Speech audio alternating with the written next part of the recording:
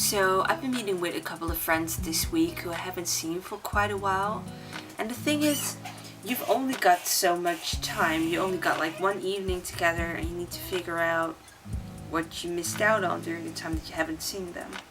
So the four things that I think you need to know when you walk away from a get together with a friend to make sure that you're up to date are the following. So first of all, you need to talk to them about how their day has been. Because the thing is, it really matters a lot whether they walked away from the first part of the day with a good feeling, or they felt really stressed, or really annoyed, or really whatever.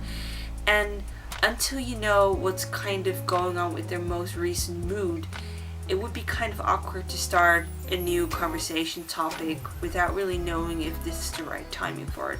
And as we all know, timing is everything. The second thing that you need to ask about is the thing that they're doing in their daily life. This could be school or work or some other kind of project or thing that they got going on, volunteer work. And it doesn't matter if it's a kid of 5 years old or an old lady that's in her 70s, and you kind of feel that, whatever they're up to in their daily life doesn't really seem very interesting. But it should be, because if you're not interested in such details of someone's life, you're an asshole. And even though it seems very boring to you, this is basically the thing that they're busy with, at least 80% of their daily life. So whether they enjoy it or not, it is a very big part of the way that they see the world and, the way that they kind of function in daily life. Definitely ask about, the new hat that they've been knitting or the boring class. Ask for things that they might not spontaneously tell you. The third thing that's very important, ask them about that one thing or that one person that they're very passionate about.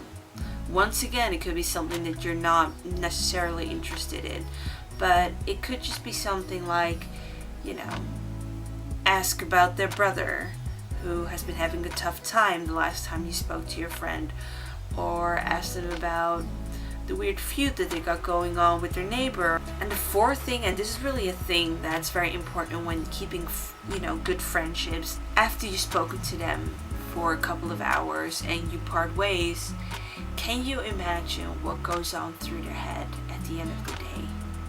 So the moment that they lie down in bed, what is the feeling that they've got going on before they fall asleep?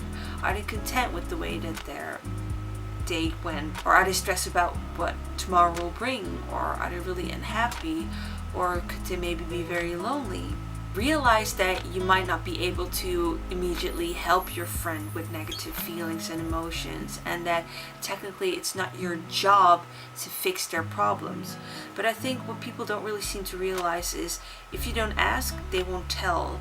And even if you know, doesn't necessarily mean that you have to do something about it. But actually have someone listening to you and validating your feelings and just being there for you is way more important than simply doing something about it or trying to ignore it, because it would make the dinner conversation a lot more awkward. So I'm pretty sure most of you aren't really socially inept, but I just thought it's like a short comprehensive list that if you're seeing your friend for only a couple of hours in the evening and you're kind of running on a tight schedule, and then later on you get home and you kind of feel like you didn't really catch up the way that you wanted to, this might be one of the points that you can think about the next time that you meet them. In the end, I usually just end up talking about Pokemon and food. Those are basically the two things that always centers around, as being the most two important parts of my life.